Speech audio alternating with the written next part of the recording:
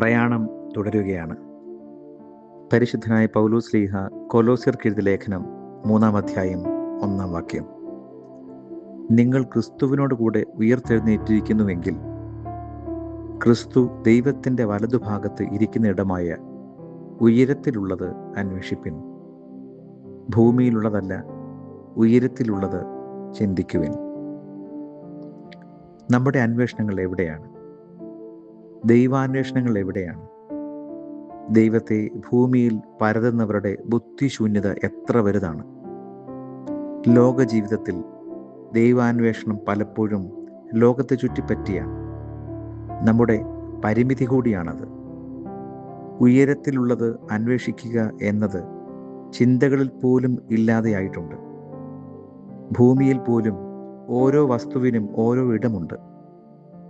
ഏലം ആ ചെടിയുടെ ചുവട്ടിൽ വളരുമ്പോൾ തേങ്ങയോ മാങ്ങയോ ഒക്കെ വളരെ ഉയരത്തിലാണ് ഉണ്ടാവുക. മാങ്ങ മരത്തിൻ്റെ കൊമ്പുകളിലും ഒക്കെയാണ് ഉണ്ടാവുക. തേങ്ങ തെങ്ങിൻ്റെ ചുവട്ടിൽ ഉണ്ടാകുന്നത് നോക്കിയിരിക്കുന്നൊരവസ്ഥ എത്ര പരിതാപകരമാണ്! ഉയരത്തിലുള്ളത് ഉയരത്തിൽ തന്നെ അന്വേഷിക്കണം.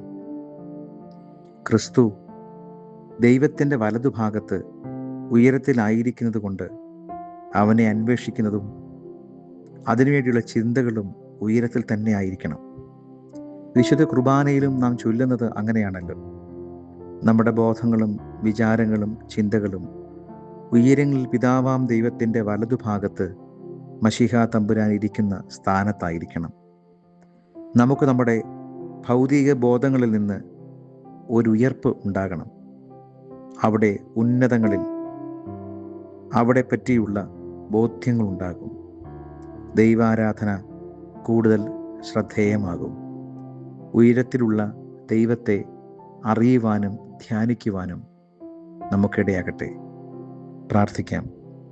ദൈവമേ, അത്യുന്നതങ്ങളിൽ വസിക്കുന്ന നിന്നെ അറിയുവാനുള്ള ബോധവും വിവേകവും ഞങ്ങൾക്ക് നൽകണമേ. ആമേൻ.